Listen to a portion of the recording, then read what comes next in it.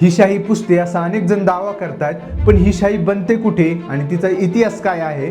तर 19 जुलै 1951 रोजी डॉक्टर राजेंद्र प्रसाद यांनी representation of the people bill मांडले होते. त्यामध्ये भारतातील जनतेला सरकार निवडून देण्याचे अधिकार देण्यात आले होते आणि त्याच कायद्यामध्ये निवडणुकीबाबत सर्व नियम सुद्धा ठरवून देण्यात आले होते आणि त्यामध्ये सर्वात महत्त्वाचा मुद्दा होता इंडिलिबल इंक, म्हणजेच न पुसली जाणारी शाई मतदान केल्याची खून म्हणून वापरण्याचा. ही शाई भारतामध्ये फक्त 2च ठिकाणी बनवली जाते.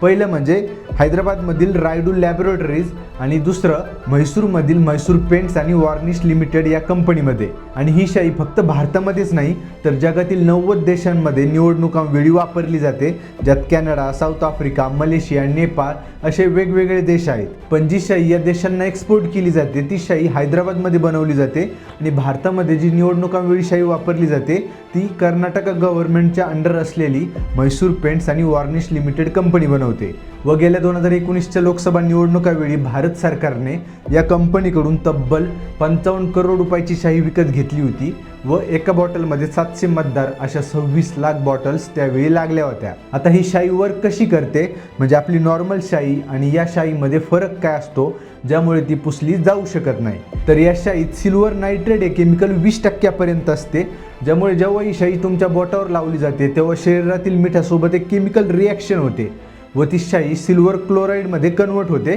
ज्यामुळे फक्त 40 सेकंदांच्या आत ती शाई सुकते व पुसत सुद्धा नाही. आता ही शाई फक्त नखावरच का लावली जाते, तर 1970मध्ये जेव्हा निवडणुका झाल्या होत्या तेव्हा ही शाई बोटावर लावली जायची, पण अनेक लोकांनी हातावर डाग दिसेल किंवा लग्न समारंभामध्ये ते चांगले दिसणार नाही म्हणून मतदानच करायचे टाळले होते. व ही गोष्ट जेव्हा निवडणूक आयोगाच्या लक्षात आली तेव्हापासून त्यांनी बोटावर शाई न लावता नखावर शाई लावण्यास सुरुवात केली, जेणेकरून वाढत्या नखासोबत ती शाईसुद्धा पुसून जाईल. आणि तेव्हापासून कोणत्या बोटावर किंवा कुठे शाई लावायची हे फिक्स करण्यात आले. आणि या निवडणुकीतच नाही तर अनेकदा असा दावा करण्यात येतो की ही शाई सहजासहजी पुसली जाते, पण ही शाई बनवणाऱ्या कंपनीचे मॅनेजिंग डायरेक्टर चंद्रशेखर डोडमानी यांच्या मते आमचा या शाईवर पूर्ण विश्वास आहे.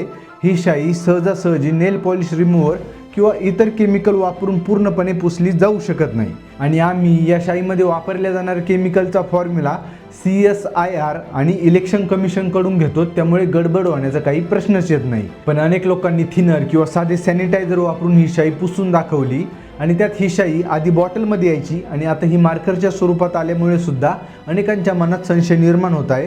तुम्हाला काय वाटतं, या शाईमध्ये काही गडबड असेल का हे मला कॉमेंट्समध्ये सांगा.